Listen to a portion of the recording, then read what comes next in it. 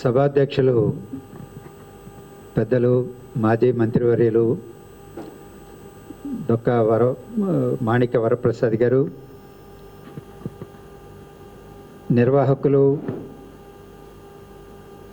లక్ష్మణ్ రెడ్డి గారు,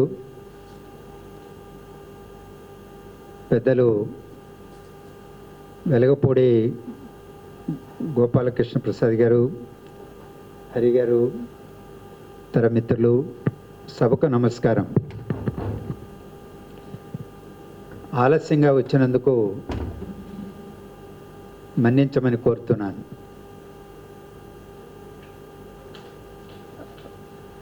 ఈరోజు బుడమేరు పర్యవసానంగా వచ్చినటువంటి ఒక అతిపెద్ద ముప్పు ఆంధ్రప్రదేశ్కు, నేనేదో విజయవాడకే పరిమితమైనటువంటి సమస్యగా దాన్ని చూడడం లేదు కాబట్టి ఆంధ్రప్రదేశ్కని ప్రస్తావన చేస్తున్నాను. అది ఆంధ్రప్రదేశ్ ప్రజలకి బుడమేరు పెద్దగా సుపరిచితం కాదు. నేను ఎందుకు ఈ మాట అంటున్నానంటే, ఈ మధ్య ఒకరిద్దరు రిటైర్డ్ ఇంజనీర్లు కూడా మాట్లాడుతూ నాతో టీవీ డిబేట్స్లో మీరు ఈ బుడమేరు పట్ల అవగాహనతో ప్రస్తావనలు చేశారు. ఆ బుడమేరు పేరే వినలేదు మేము ఇంతవరకు అని చెప్పి కర్నూలులో ఉన్నటువంటి ఒక రిటైర్డ్ ఇంజనీర్ నాతో మాట్లాడేటప్పుడు ప్రస్తావన చేశారు. అంటే నదులు అనగానే కృష్ణానది, గోదావరి నది, పెన్నా నది, వంశధార, నాగావళి, ఇలా దాదాపు ఒక 40 చిన్న పెద్ద నదులు ఆంధ్రప్రదేశ్లో ఉన్నాయి. అంత విశాలమైనటువంటి నీటి వనరుల కలిగినటువంటి ఆంధ్రప్రదేశ్లో బుడమేరు పేరు తెలుగు జాతి మొత్తానికి పరిచయం ఏం కాదు. అలానే ఆ బుడమేరుకు ప్రాధాన్యత లేదా అంటే, కృష్ణా జిల్లాలో అతిపెద్ద నదిగా మనం భావించేది కృష్ణానదికి జీవనదిగా, జీవనాడిగా, ప్రాణాధారంగా కృష్ణానదిని, ఉమ్మడి కృష్ణా జిల్లాకి. ఆ ఉమ్మడి కృష్ణా జిల్లా కృష్ణానది పరివాహక ప్రాంతం 45%, కానీ బుడమేరు పరివాహక ప్రాంతం 48.7%. అంటే ఉమ్మడి కృష్ణా జిల్లాలో కృష్ణానది కంటే కూడా బుడమేరు పరివాహక ప్రాంతం రీత్యా ఎక్కువ. అలాగే చిన్నవి తమిళేరు, రామిలేరు 3% పరివాహక ప్రాంతాలు ఉన్నటువంటి నదులు కూడా, చిన్నవి వాగులు కూడా ఉన్నాయి. వాటి నదులు కూడా అనలేము. ఇవాళ బుడమేరు అనేటువంటిది నది కాదు అనే చర్చ కూడా జరుగుతున్నది. నిజంగా అది నది కాదు. కానీ నాకు ఎలా తెలుసుది, దీని గురించి ఎందుకు నేను ఆసక్తిగా అధ్యయనం చేశాను అని అంటే, 2005లో వచ్చినటువంటి బుడమేరు వరదల వల్ల విజయవాడ చాలా తీవ్రమైనటువంటి ఇబ్బందులు పడింది. ఆనాడు ప్రముఖ రైతు నాయకులు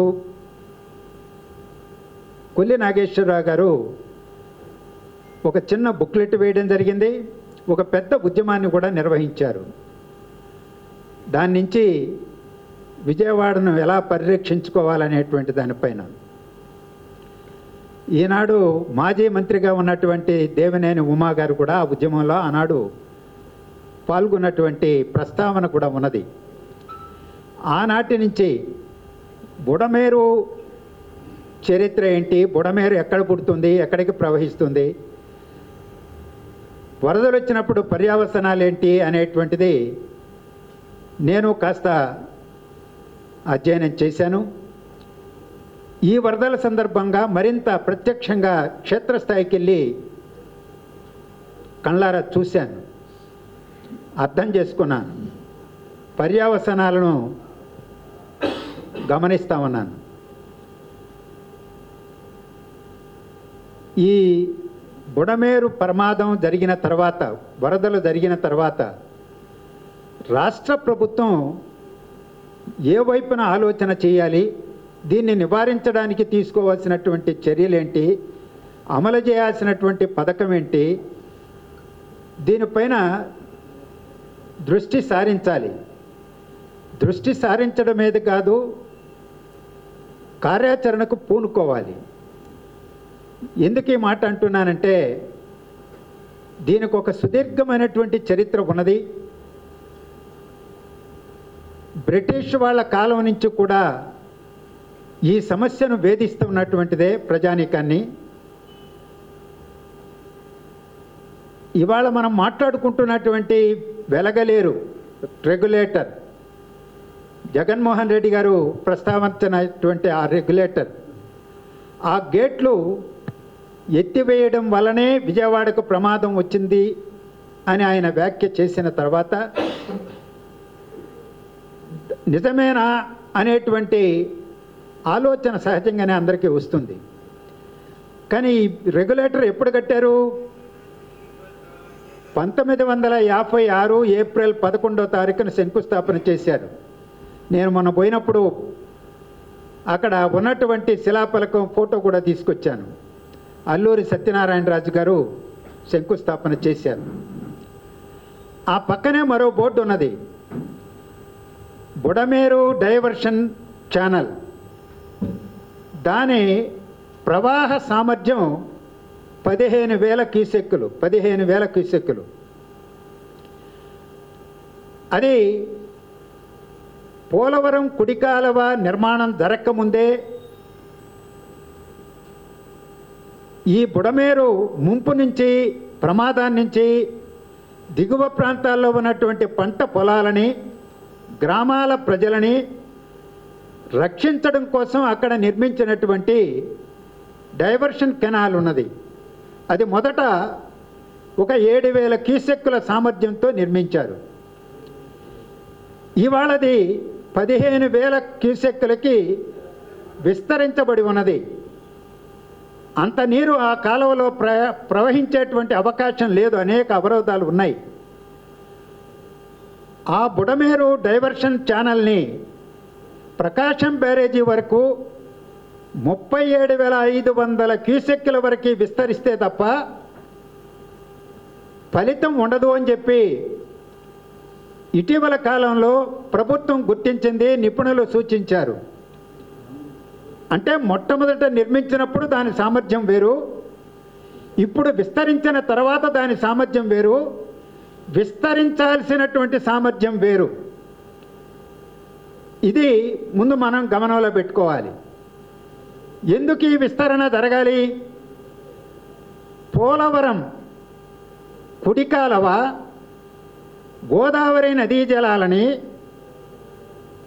పశ్చిమ గోదావరి, కృష్ణా జిల్లాలో సాగుకు నీరిస్తూనే, తాగుకు నీరిస్తూనే ఈ బుడమేరు పైన కట్టినటువంటి వెలగలేరు రెగ్యులేటర్ వరకు ఆ కుడి కాలువ వస్తుంది. అక్కడితో ఆగిపోతుంది కుడి కాలువ. పోలవరం వ్యవస్థలో అది అంతర్భాగంగా అంతవరకే.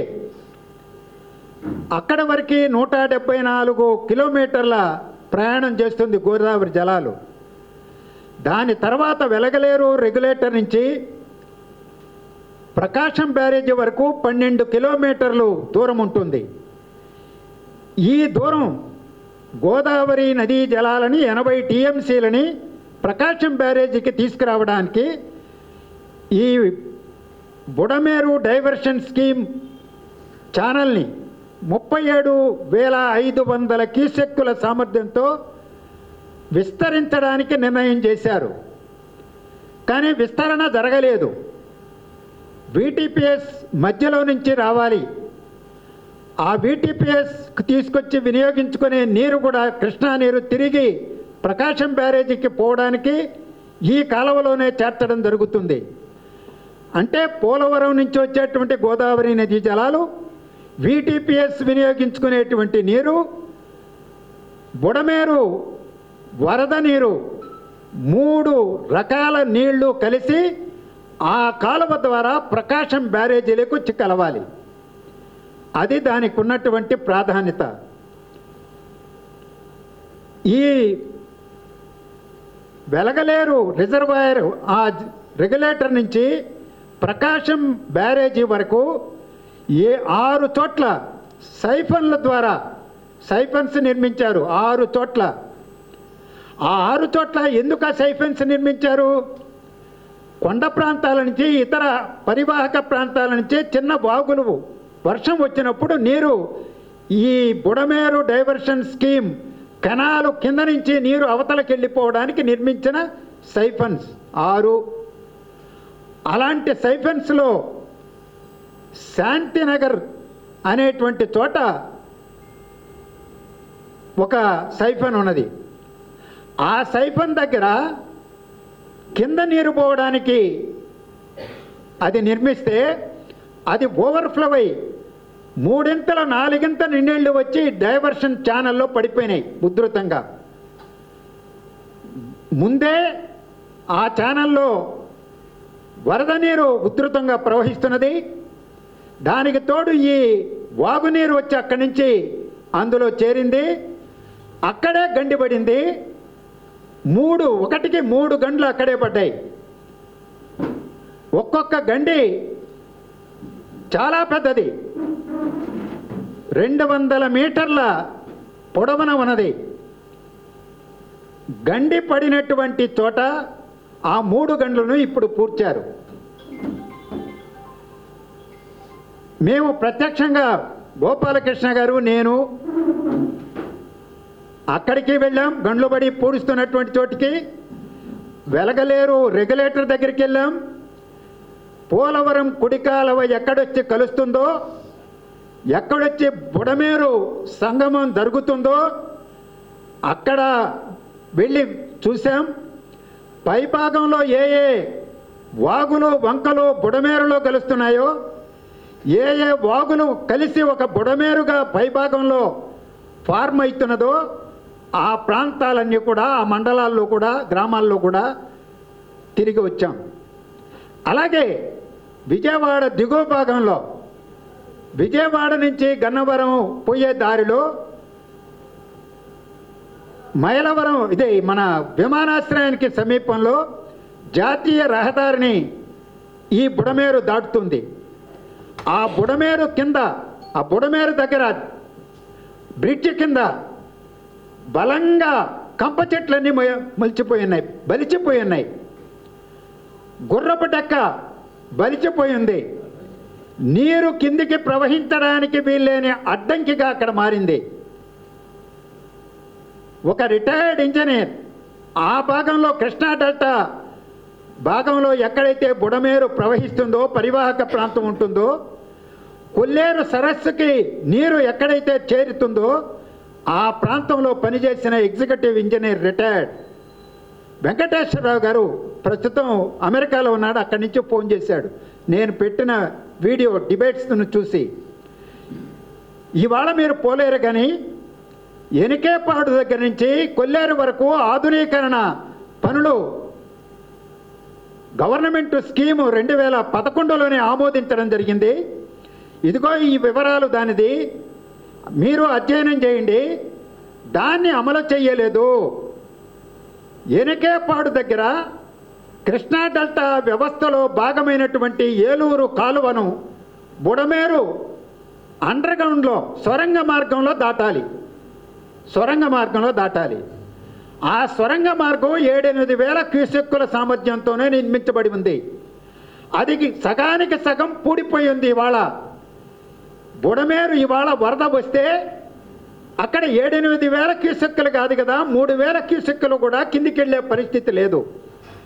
అలాంటివి 2 చోట్ల సొరంగ మార్గాలు ద్వారా ఏలూరు కెనాలని బుడమేరు దాటాలి. ఈరోజు విజయవాడలో వచ్చి చేరినటువంటి బుడమేరు వరద నీరు కానీ, గండ్లపడి నీరు వచ్చి చేరినటువంటి ఆ నిల్వ ఉన్నటువంటి అజిత్ సింగ్ నగర్ కానీ, లేకపోతే పాల ఫ్యాక్టరీ సమీపంలో కానీ, ఆ ప్రాంతంలో రాయనపాడు ప్రాంతంలో సముద్రంలాగా తయారైన నీరు పోవాలంటే ఈ సొరంగ మార్గాల ద్వారా బుడమేరు నీరు ఏలూరు కాలువలు దాటుకొని, హైవేని దాటుకొని కొల్లేరు వరకు వెళ్ళాలి. హనుమాన్ జంక్షన్ మీదుగా గుడివాడ పరిసర ప్రాంతాలతో వెళ్ళే పరిస్థితే లేదు. ఆధునీకరణ పనులు జరగలేదు. ఎనకేపాడు దగ్గర కాలువని, ప్రధాన కాలువని 62 మీటర్ల వెడల్పు చేయాలని, 4 మీటర్ల లోతు తవ్వాలని అలా డిజైన్ చేసుకుంటూ 110 మీటర్ల విస్తీర్ణంతో కాలువ విస్తీర్ణం జరగాలని కొల్లేరు కాడికి పోయేటప్పటికి పథకాన్ని రూపొందించారు, నిధులు కేటాయించారు, పనులు మాత్రం అరాకొరా చేశారు. పనులు జరగల. ఈరోజు మరమ్మతులకు కూడా డబ్బులు ఖర్చు పెట్టకపోవడం వల్ల కంప చెట్లు పెరిగిపోయినాయి, గుర్రపు డెక్క నదుల్లో బలిచిపోయింది. ఇక నీళ్ళు ఎక్కడికి పోతాయి? ప్రమాదం జరగడానికి ఇవి కూడా కారణాలే. వెలగలేరు పైన మొన్న మేము పోయినప్పుడు వెలగలేరు రెగ్యులేటర్ దగ్గర నీళ్లు లేవండి, గేట్లు మూసేశారు. గేట్లు మూసేసిన తర్వాత కూడా అక్కడ పెద్దగా నీరు నిలవలేదు, వర్షం ఆగిపోయింది కాబట్టి. పక్క నుంచి దానంతకది స్వతంత్రంగా ఈ బుడమేరు డైవర్షన్ ఛానల్ ప్రకాశం బ్యారేజీకి నీళ్లు తీసుకొచ్చే దాంట్లో మాత్రం పారుతున్నాయి. ఒక 3000-4000 క్యూసెక్కులో ప్రవహిస్తున్నాయి. ఇక్కడ 30-40 చెరువులు, వివిధ వాగులు వంకలు పైభాగంలో జీకొండూరు, ఏకొండూరు, మైలవరం ఆ ప్రాంతాల నుంచి వచ్చే నీరు బుడమేరుగా అక్కడికి వస్తుంది. ఉధృతంగా వర్షం పడింది, మనం చూసాం. శుక్రవారం రాత్రి మొదలు పెడితే శనివారం మధ్యాహ్నం వరకు 24 గంటలకు దాటక ముందే 26 సెంటీమీటర్ల వర్షపాతం పడింది, ఉధృతంగా పడింది. నీళ్ళు వచ్చాయి వెలగలేరు రెగ్యులేటర్ దగ్గరికి. గేట్లు ఎత్తినటువంటి వాళ్ళతో మేము మాట్లాడాం, మా దగ్గరికి వచ్చారు వాళ్ళు, మమ్మల్ని అక్కడికి తీసుకెళ్లారు, చూయించారు. ఇక్కడ గమనించాల్సింది, రెగ్యులేటర్ పైకి వెళ్ళి మేము అక్కడ ఎందుకు ఎలా ఎత్తారు ఏంటి అని అడిగితే 11 లాకులు ఉన్నాయి, గేట్లు కాదు. మనం ఈ పంట కాలువల దగ్గర కాలువలకు పెడతామే లాకులు, అలాంటివి. ఆ లాకుల్ని ఎత్తడానికి మోటార్లు బిగించారు, ఎలక్ట్రిక్ మోటార్లు 11కి 11.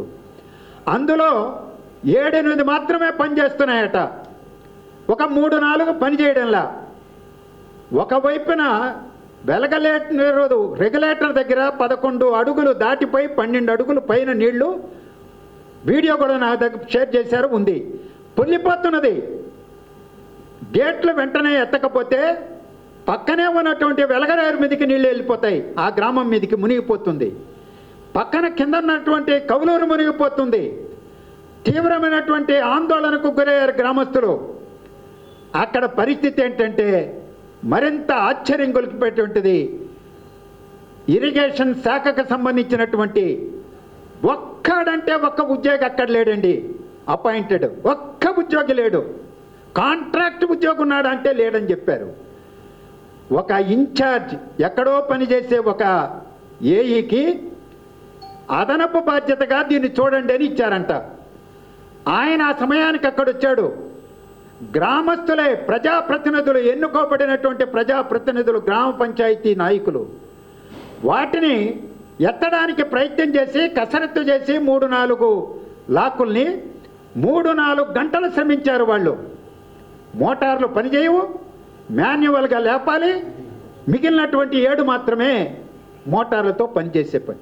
అక్కడ సాగునీటికి సంబంధించినటువంటి పర్మనెంట్ ఉద్యోగులు, కార్మికులు కూడా అక్కడ లేరు. ఆ ఏఈ మాత్రం అప్పటికప్పుడు వాళ్ళకు వచ్చాడు, ఎత్తడానికి మాత్రం అనుమతించాడు. ఇదే అండి దుస్థితి.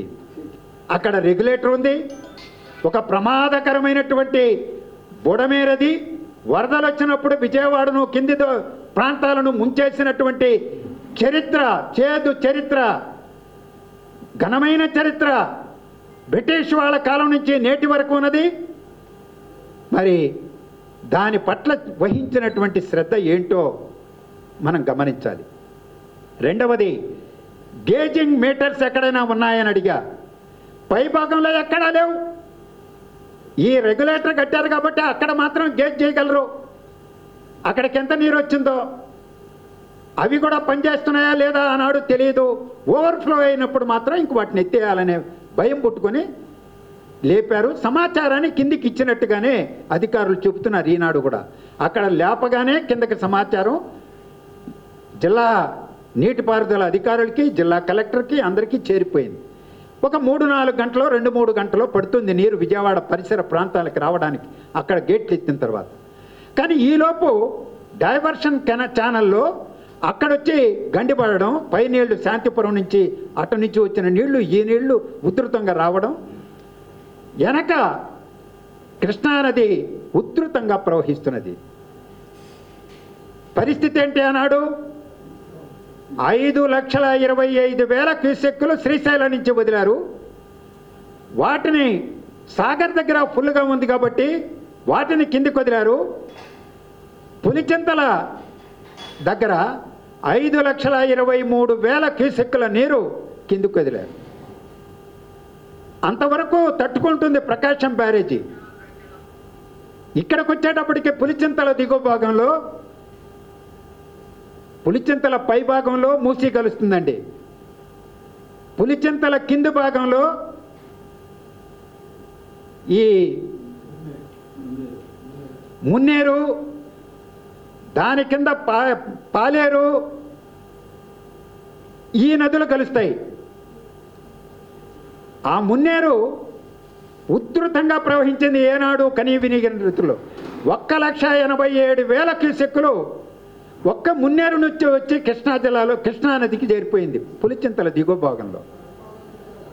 అలాగే పాలేరు, స్థానికంగా పడినటువంటి పరివాహక ప్రాంతంలో పడిన వర్షపు నీరు మొత్తం కలిస్తే పులిచింతల దిగువ భాగంలోనే 6 లక్షల క్యూసెక్కుల నీరు ప్రకాశం బ్యారేజీకి వచ్చి చేరింది. మొత్తం కలిస్తే 11,43,000 క్యూసెక్కులు ప్రకాశం బ్యారేజీ నుంచి 70 గేట్లు ఎత్తి కిందికి వదిలిపెట్టారు. సెప్టెంబరు 2వ తారీఖున 12 గంటలకి, సెప్టెంబర్ 2వ తారీఖు 12 గంటలకి కేంద్ర జల సంఘం ఒక బులెటిన్ విడుదల చేసింది. ప్రకాశం బ్యారేజీకి 12 లక్షల క్యూసెక్కుల నీరు రాబోతున్నది, టేక్ కేర్ అని హెచ్చరిక జారీ చేశారు. ఎప్పుడు జారీ చేశారు వాళ్ళు? సెప్టెంబర్ 2వ తారీఖు 12 గంటలకి మధ్యాహ్నం. అప్పటికే 11,43,000 క్యూసెక్కులు 70 గేట్లు ఎత్తి కిందికి వదిలిపెట్టింది ఇక్కడ రాష్ట్ర ప్రభుత్వం. అంత నీరు ప్రకాశం బ్యారేజీలో కిందికి వెళుతుంటే, కృష్ణానది పారుతుంటే, ఇక బుడమేరు డైవర్షన్ ఛానల్ ద్వారా వచ్చిన నీరు ఈ 35,000 40,000 క్యూసెక్కుల నీరు ముందుకు పోతుందా? ఆ కృష్ణా నీరే ఎగదన్ని ముంపుకు గురై ఇబ్రహీంపట్నం సర్కిల్ వరకు జాతీయ రహదారిపైకి నీళ్లు వచ్చినాయి, మూలపాడు దగ్గర నీళ్లు వచ్చినాయి, గొల్లపూడిలోకి నీళ్లు వచ్చినాయి. కృష్ణా నీరే పైకి వచ్చేస్తుంటే ఈ నీరు అక్కడ పోయి కలిసే అవకాశమే లేదు. అందువల్ల బుడమేరు డైవర్షన్ కెనాల్లో ఉన్నటువంటి ప్రవాహం, వాగులో నుంచి వచ్చి చేరినటువంటి ప్రవాహం, ఆ నీరు ఎక్కడికి పోవాలి? గండి రూపంలో వచ్చి విజయవాడ మీద పడ్డది. ఆ విజయవాడలో పడినటువంటి నీళ్లు కిందికి వెళ్ళడానికి వీల్లేని పరిస్థితులు ఉన్నాయి, నేటికి ఉన్నాయి. అది ఈ ప్రమాదానికి ప్రధానమైనటువంటి హేతువు, కారణాలు. మానవ తప్పిదం ఎంత, లేకపోతే ప్రకృతి ఏంటి? ఈ చర్చలు విశ్లేషణలు చేసుకోవచ్చు. తుఫాన్ ఎక్కడొచ్చింది? సముద్ర తీరం ఎక్కడ దాటింది? కళింగపట్నం దగ్గర దాటింది తుఫాను. కళింగపట్నం ఎక్కడున్నది? శ్రీకాకుళం జిల్లాలో. ఆనాడు 30వ తారీఖు 31వ తారీఖు శ్రీకాకుళం, విజయనగరం, విశాఖపట్నం జిల్లాల్లో వర్షం పడిందా? పడలా.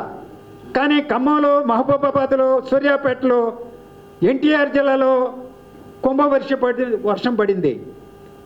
పెద్ద ఎత్తున నీళ్లు పోసినట్టు పడింది. అంటే పర్యావరణ మార్పులు ఈరోజు వాటి యొక్క పర్యవసనాలు, దుష్ఫలితాలు ఎక్కడో సముద్ర తీరంలో, ఎక్కడో సముద్ర తీరం దాటితే తుఫాను ఎక్కడికో వచ్చి పడింది. అలాగే సహజంగా నవంబర్లో తుఫాన్లు వస్తాయనుకుంటారు. నవంబర్ లోపే పంటను కోసుకుని కోతకొచ్చేటట్టుగా చేసుకోవడం కోసం జూలై మొదటి వారంలోనే వరి పంట వేసుకోవడానికి పట్టిసీమ ద్వారా ముందు నీళ్ళు ఇవ్వాలి. ఈరోజు శ్రీశైలం నుంచి, సాగర్ నుంచి నీరు కిందికి రావడంలా కృష్ణా డెల్టాలో ముందుగా పంటను పండించుకోవాలంటే, ముందుగా నీళ్లు కావాలంటే పట్టిసీమ కావాలని నిర్మించుకున్నాం. అంటే ఈ కాలం తుఫాన్ల కాలం కూడా కాదు. అలా అని గతంలో తుఫాన్లు రాలేదా? 1964లోనే తుఫాన్ వచ్చింది. ఇవాళ సర్క్యులేషన్లోకి వచ్చింది. అదంతా ఈనాడులో కూడా ప్రముఖంగా ప్రకటించారు.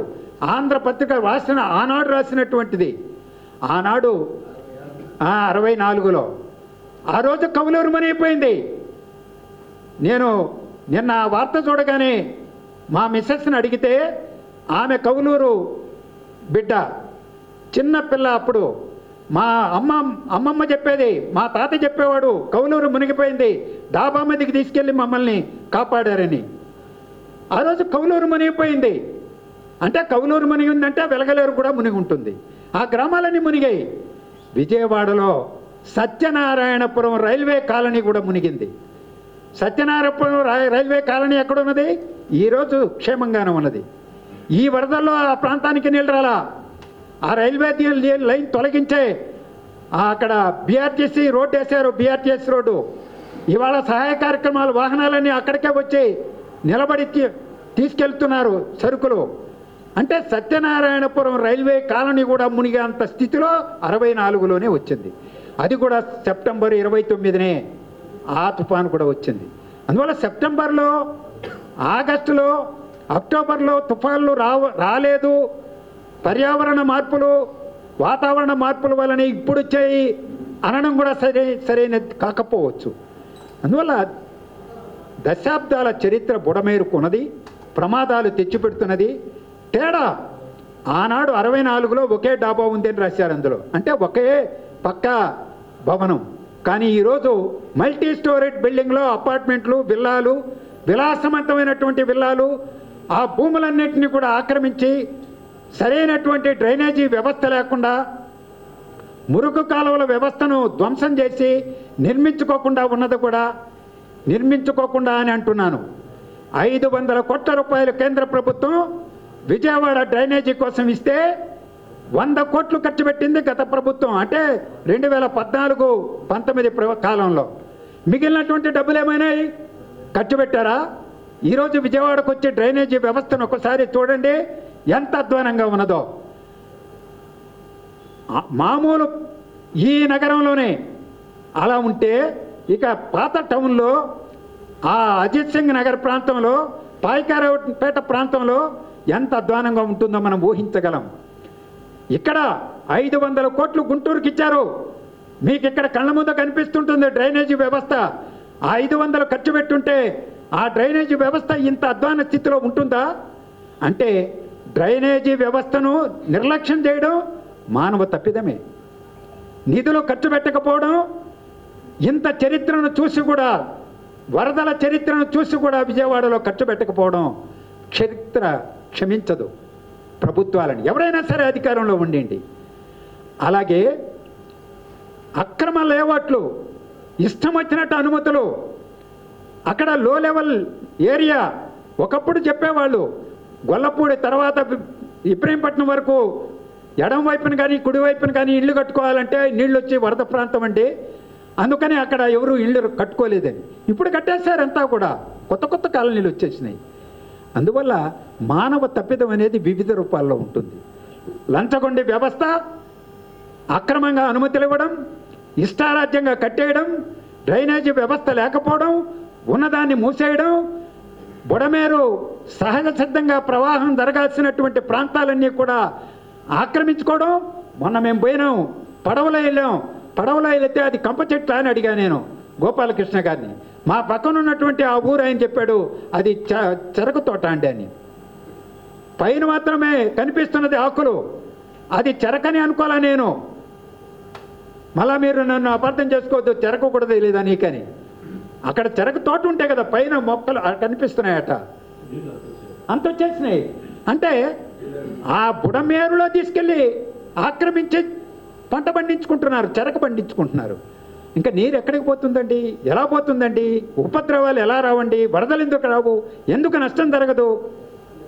అందువల్ల పాఠాలు మానవ తప్పిదాలు అనేది, మానవ తప్పిదం అంటే ఒక్క కేవలం ప్రభుత్వమే కాదు, పౌరులంగా మనం కూడా భాగస్వాములే అని చెప్పడానికి నేను ఇది ప్రస్తావన చేస్తున్నా. ఈరోజు దాన్ని ఏ విధంగా బయటపడాలి, సమస్య ఈరోజు ఎలా బయటపడాలి? వెలగలేరు రెగ్యులేటర్ నుంచి ఎనకేపాడు వరకు 34 కిలోమీటర్లో 36 కిలోమీటర్లో ఉంది. అది ఆ నదీ ప్రవాహం విజయవాడ మీదుగా ఉంది, ఆ కాలనీల మీద. ఆ కాలనీలని మీద ఉన్నటువంటి దాన్ని ఆక్రమణలను తొలగించాలి. గోపాలకృష్ణ గారు మాట్లాడతారు దాన్ని, ఆయన నాతో షేర్ చేసుకున్నారు, ఆయన ఉన్నారు కాబట్టి నేను ప్రస్తావించాల్సిన అవసరం లేదు.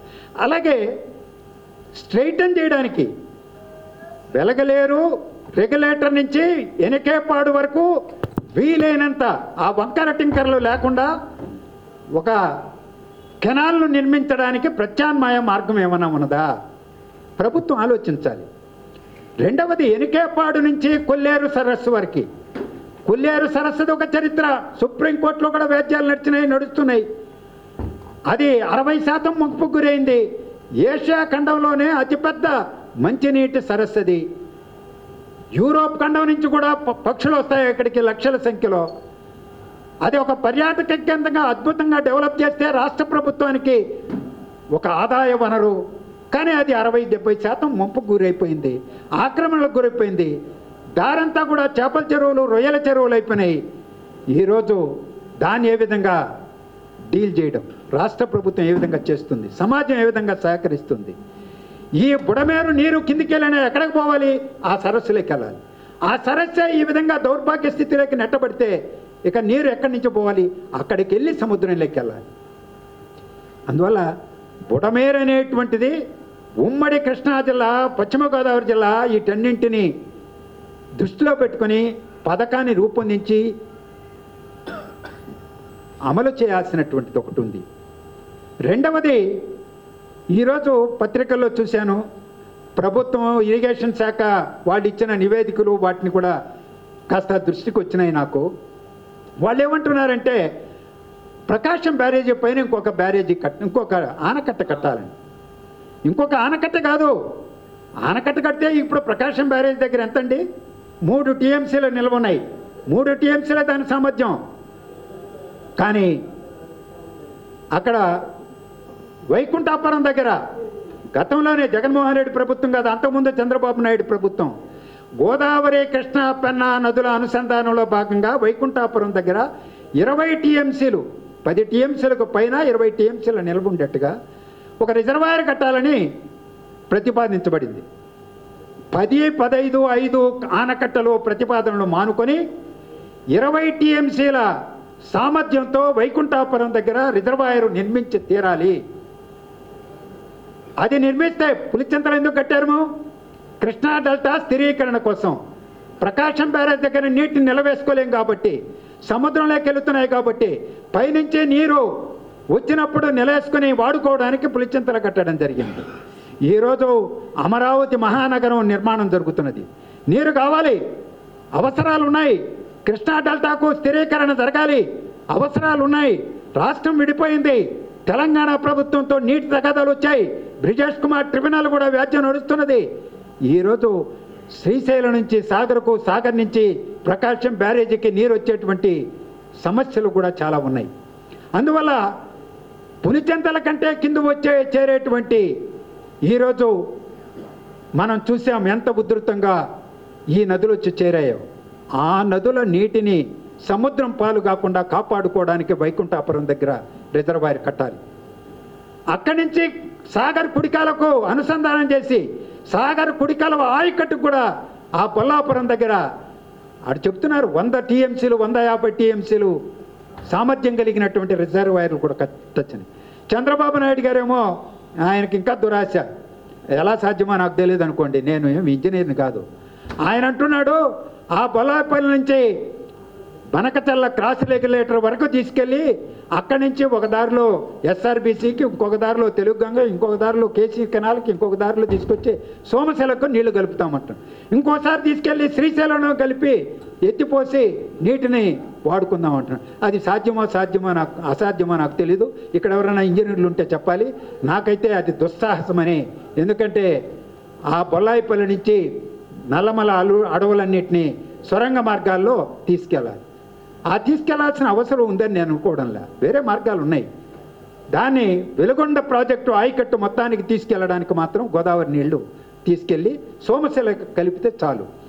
ఇక్కడ నాగార్జున సాగర్ కుడి కాలువ, ఎడమ కాలువ, ప్రకాశం బ్యారేజీ కింద ఉన్నటువంటి డెల్టా ఆయకట్టుకు పూర్తిగా నీరు, గోదావరి నీటిని వినియోగించుకోవడానికి, గరిష్టంగా వాడుకోవడానికి మనం ప్రయత్నం చేస్తే శ్రీశైలం దగ్గరే నీటిని నిలదీసుకొని అక్కడి నుంచి ఆ రాయలసీమ ప్రాంతంలో నిర్మాణంలో ఉన్నటువంటి ప్రాజెక్టులకు నీళ్లు తీసుకెళ్ళచ్చు.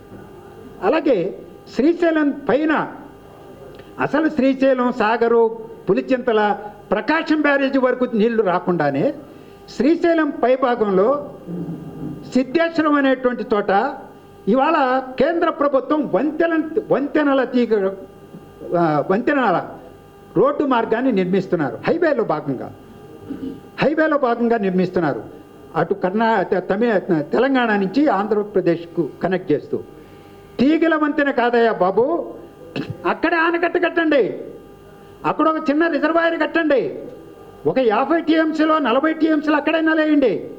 శ్రీశైలంకి రాకముందే ఆ నీటిని ఆ కేసీ కెనాల్కో, ఆ హంద్రీనివాకో తీసుకెళ్ళడానికి అవకాశం ఏర్పడుతుంది.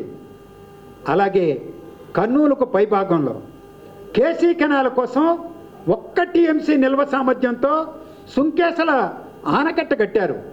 సుంకేసల ఆనకట్ట చిన్నది, 1 టీఎంసీని. అది నీళ్లు కేసీ కెనాల్కి సరిపోవు. తుంగభద్ర డ్యామ్ నుంచి కింద వచ్చేటువంటి నీరు అక్కడ నిలబెట్టుకోలేదు ఎక్కువగా.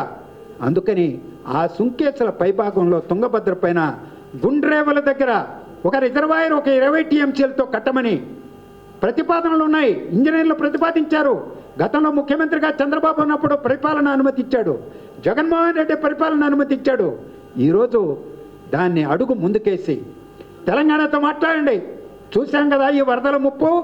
నీటిని పైన నిలేసుకొని నీరు కిందికి వచ్చేటువంటి వాటిని నిలేసుకుంటే, వినియోగించుకుంటే సంపదను సృష్టించవచ్చు, కరువును పారదోలవచ్చు. అటు దక్షిణ తెలంగాణలో కావచ్చు, ఇటు రాయలసీమలో కావచ్చు. ఆ పని డైలాగ్ మొదలుపెట్టి తెలంగాణతో అటు గుండ్రేవులు కూడా కట్టుకోవాలి. సిద్ధేశ్వరం దగ్గర ఆనకట్ట లేదా రిజర్వాయర్ నిర్మించుకోవాలి. తీగల వంతెన కాదు, అక్కడ ఆనకట్టే కట్టాలి. కేంద్ర ప్రభుత్వమే కడుతుంది, అది అంగీకరిస్తే. ఇక్కడ వైకుంఠాపురం దగ్గర కట్టాలి. ఇవి కట్టడం వల్ల పైభాగంలో నీరు వచ్చేదాన్ని సద్వినియోగం చేసుకోవడానికి ఉపయోగపడుతుంది.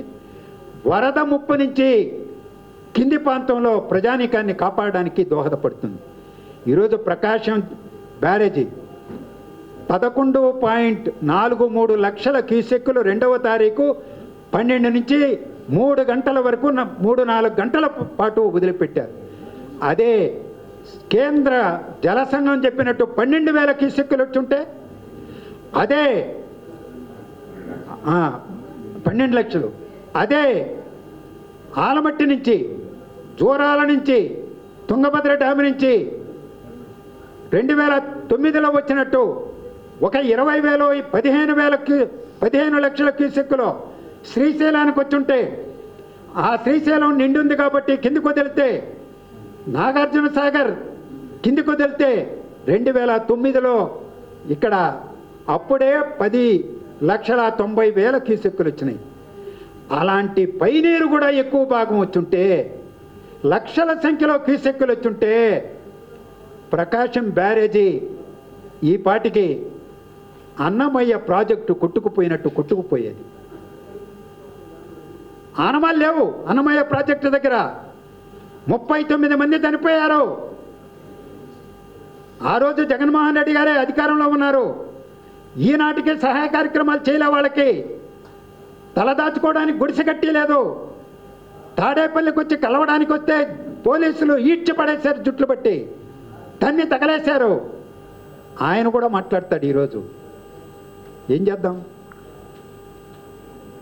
ఆఖరి మాట, అక్కడ బ్యాలెన్సింగ్ రిజర్వాయరు వెలగేలేరు దగ్గర ఎట్టడం పొరపాటు అంటాడు ఆయనే. ఈరోజు బోట్లు తగాదా ఒకటి వచ్చేసింది. ఎవరి ఆ బోట్లు అనేటువంటి చర్చ. వాటిపైన ఏ జెండా రంగులు ఉన్నాయి? పాపం 5 ఏళ్ల పాటు ఆ జెండా రంగులు అన్ని చోట్ల కనిపించాయి మనకు. అక్రమాలు చేయాలంటే జెండా ఆ రంగులే. ఆ రంగులు పెట్టుకుంటే ఏ అక్రమైనా చేసేయచ్చు. ఇసుక అక్రమగారు రవాణాకు కూడా వాటిని అలాగే వాడారు. ఆ పక్కన పెట్టుంటారు, సక్రమంగా భద్రపరచుకోలేదు, ఒకదానికొకటి ముడ్లు వేసి పెట్టారు. కాకపోతే చెబుతున్నారు ఇసుక అక్రమ రవాణా జరిగింది కుడి కాలవ ఒడ్డున, కరకట్టుకు ప్రమాదం వాటిల్లేటట్టుగా అక్రమ ఇసుక రవాణా చేశారు. కానీ ఈ పడవలు ఎడమ వైపున గొల్లపూడి వైపున ఉన్నాయంటున్నారు. మరి అక్కడెందుకు పెట్టారు? అక్కడికి ఎప్పుడు తీసుకెళ్లారు? ఇవన్నీ కూడా విచారణలో తేలాల్సినటువంటి అవసరం ఉంది. కుట్ర ఉన్నదో లేదో నాకు తెలియదు. కానీ ఈరోజు ప్రకాశం బ్యారేజీకి ముప్పు అనేది ప్రశ్న ముందుకొచ్చింది.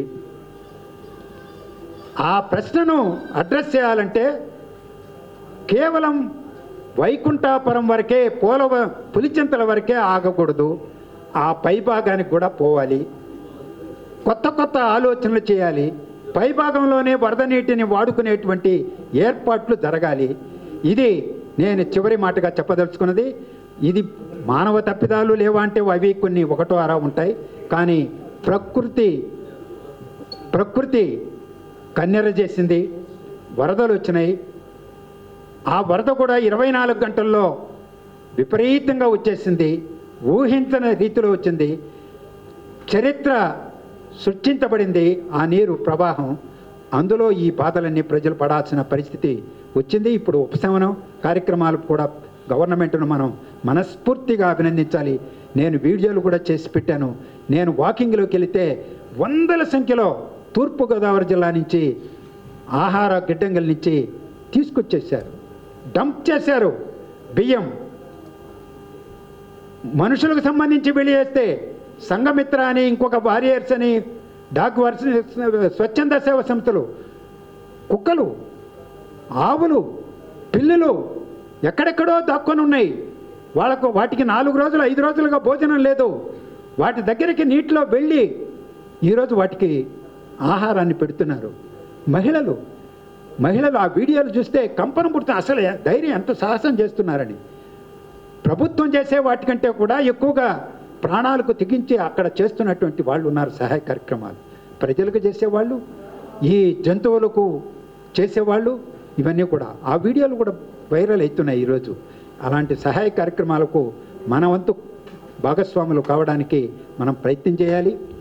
మంచి జరగాలి. ఇప్పుడు తర్వాత లోపాలను గురించి కూడా మాట్లాడుకోవచ్చు. భవిష్యత్ కార్యాచరణ గురించి కూడా ప్రభుత్వానికి మనం ఇచ్చేటువంటి సలహాలు మనం ఇవ్వడానికి అవకాశం ఉంటుందని భావిస్తూ మీ దగ్గర సెలవు తీసుకుంటున్నాను.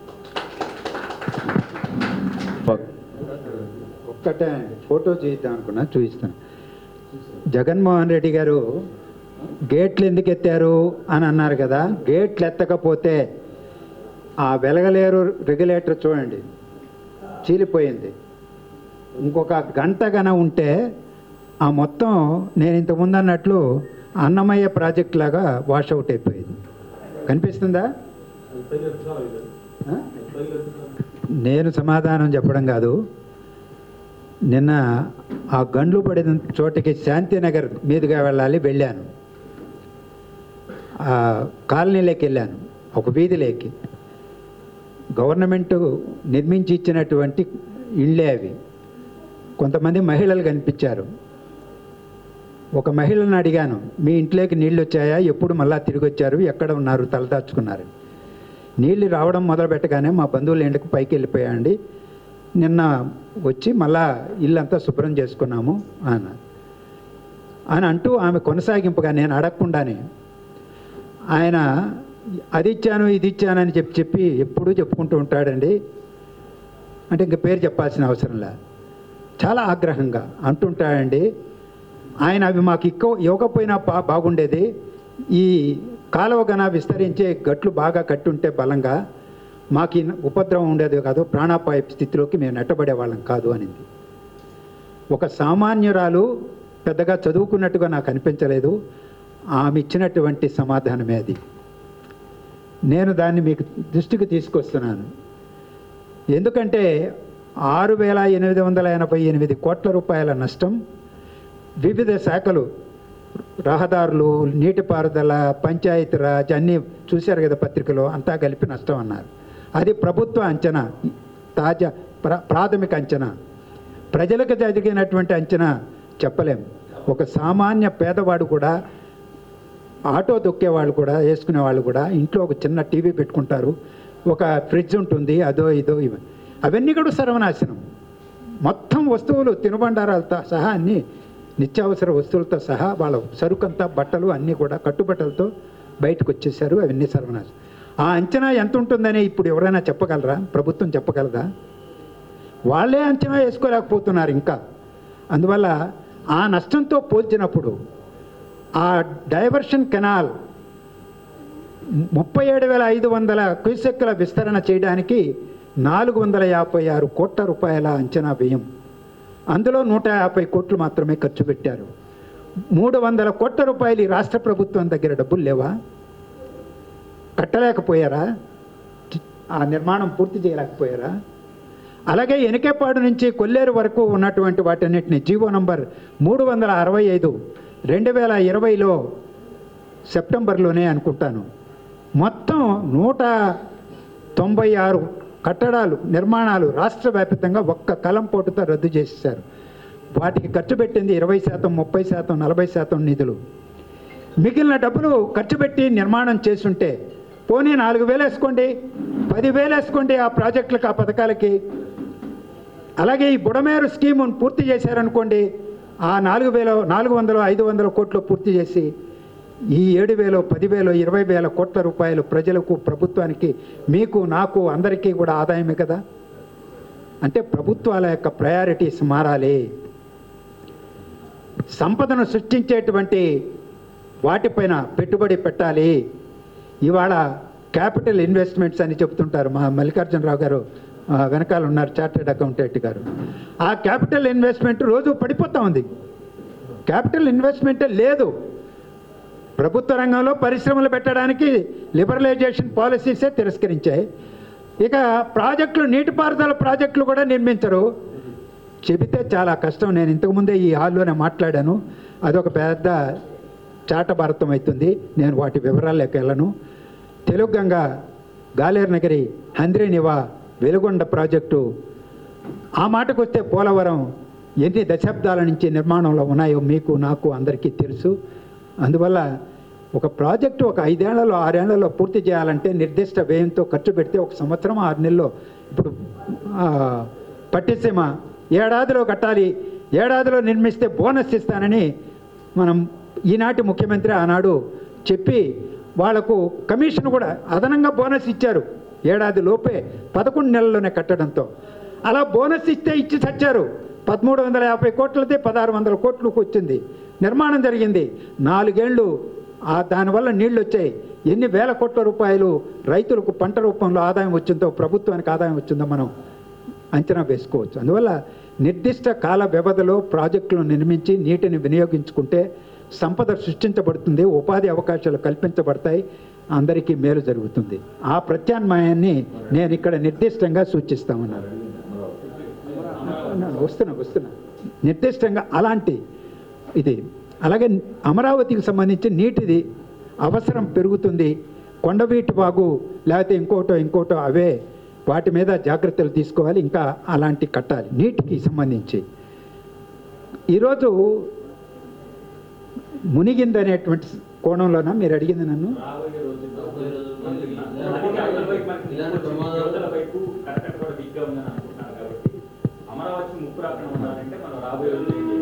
నేను ఒక సూచన, ప్రకాశం బ్యారేజీకి ముప్పును దృష్టిలో పెట్టుకొని చెప్పినా పైనుంచే నీటిని వినియోగించుకునేది పెరగాలి అని చెప్పి నిలవేసుకునేటి మళ్ళించేటువంటి మార్గాలు చేపట్టాలని నేను చెప్పడమే కాదు, నేషనల్ ప్రాజెక్ట్ డ్యామ్ సెక్యూరిటీ సంస్థ చెప్పింది, రికమెండ్ చేసింది. అటువంటి చర్యలు అధ్యయనం చేయాలి, ఇంప్లిమెంట్ చేయాలి. నెంబర్ 1. ఇక కరకట్టకు సంబంధించి అది వివాదాస్పదం కాకూడదు. మీరు అడిగారు కాబట్టి నేను చెప్తున్నా, కరకట్టను స్ట్రెంగ్థెన్ చేసుకోవాలి. కరకట్టకు నదికి అంటే ప్రకాశం బ్యారేజీకి మధ్య దాన్ని కాంక్రీట్ జంగిల్గా మార్చకూడదు, కాంక్రీట్ జంగిల్గా మార్చకూడదు. గ్రీనరీ పెంచాలి. కరకట్ట దిగువ భాగంలో భూములు సేకరించేది ఒక పెద్ద సమస్యే. సీడ్ యాక్సిస్ రోడ్డును అనుసంధానం చేసుకునేటువంటి రోడ్ల నిర్మాణం పెంచుకోవాలి. సాగునీటి అవసరాలు పెరుగుతాయి. అది డెఫినెట్గా ఆధునిక మహానగరం అవుతుంది. విజయవాడ గుంటూరు మధ్య ఈరోజు చర్చనీయాంశం కాదది, నగరం నిర్మాణంలో ఉన్నది. ఆధునిక రాజధాని నిర్మాణం జరగాలి. లక్షలాది మంది అక్కడికి నివాసం వస్తారు, పెట్టుబడులు వస్తాయి, ఆర్థిక నగరంగా అభివృద్ధి చెందుతుంది, మంచి వనరుగా అభివృద్ధి చెందుతుంది. అలాంటి నగరాన్ని కాపాడుకోవడానికి కృష్ణానది నీరు జీవనాధారమే. ఇలాంటి ఉపద్రవాలు వరదలు వచ్చినప్పుడు ఆ నగరం మీదికి వెళ్లకుండా పకడ్బందీగా ఆ కరకట్టను మరింత బాగా కట్టుకోవాలి. ఇక్కడే కాదు, మీరు ఎవరైనా పోయి వచ్చిన వాళ్ళు ఉంటారు చాలామంది పెద్దలు. నేను కూడా వెళ్ళాను అవకాశం వచ్చి. లండన్ మహానగరంలో ఆ నదిని ఏ విధంగా వాడుకుంటున్నారో మనం చూస్తున్నాం. అది ఒక పెద్ద ఆర్థిక వనరుగా మారింది అది థేమ్స్ నది. అలాగే ఆంధ్రప్రదేశ్లో కూడా, ఉమ్మడి ఆంధ్రప్రదేశ్లో చూస్తే ఇవాళ మూసీ నదిని ఆ విధంగా మార్చుకోవాలని ఒక పథకం తయారు చేసి ఈనాటి గవర్నమెంట్ ప్రయత్నం చేస్తున్నది. ఆక్రమణలను తొలగించడం ఒక పెద్ద సమస్యే, కానీ వాళ్ళు సాహసం చేసి ఏదో చేస్తున్నారు, చూస్తున్నాం వార్తలు. మన ఆంధ్రప్రదేశ్లో కూడా తమ్మిలేరు ఏలూరికి, లేకపోతే హంద్రి కర్నూలుకి, బుగ్గవంక కడపకి, స్వర్ణముఖి శ్రీకాళహస్తికి, బుడమేరు విజయవాడకి, ఇలా చాలా నదులు కాదు అవి, వంకలు, వాగులు, ఏర్లు. ఎందుకంటే మా దగ్గర గుంజనేరు ఉంది, మా ఊరు పక్కనే. మేము ఏరే అంటాము దాన్ని, నది అనం. బుడమేరు లాగానే ఉంటుంది, అది కూడా ఉధృతంగా ప్రవహిస్తుంది. చిత్వేలి మండల హెడ్ క్వార్టర్ పక్కనే పోతుంది. ఇలా మండల హెడ్ క్వార్టర్ల పక్కన పట్టణాల మధ్యలో అనేకం ఉన్నాయి. వాటిని దుఃఖదాయని అంటారు ఇక్కడ. నేను విభేదిస్తాను. బుడమేరు దుఃఖదాయని. ఎందుకంటే ఆ బుడమేరును నిందిస్తాం? నీటిని వినియోగించుకుంటే ప్రాణాధారం, జీవనాధారం. మనకు ప్రాణం పోస్తుంది నీరు. ఆ నీటిని మనం సక్రమంగా నిర్వహణ చేసేటువంటి యంత్రాంగాన్ని సృష్టించుకోకుండా ఆ బుడమేరును లేదా కృష్ణానదినో నిందిస్తే ఏం లాభం? కృష్ణానదికి నీరు రావాలని కోరుకోవాలి. కృష్ణానది నుంచి నిర్మాణంలో ఉన్న అమరావతిని ఏ విధంగా రక్షించుకోవాలనే దానికి మార్గాలు అన్వేషించాలి, ఏర్పాట్లు చేసుకోవాలి. అదే నా ఆలోచన.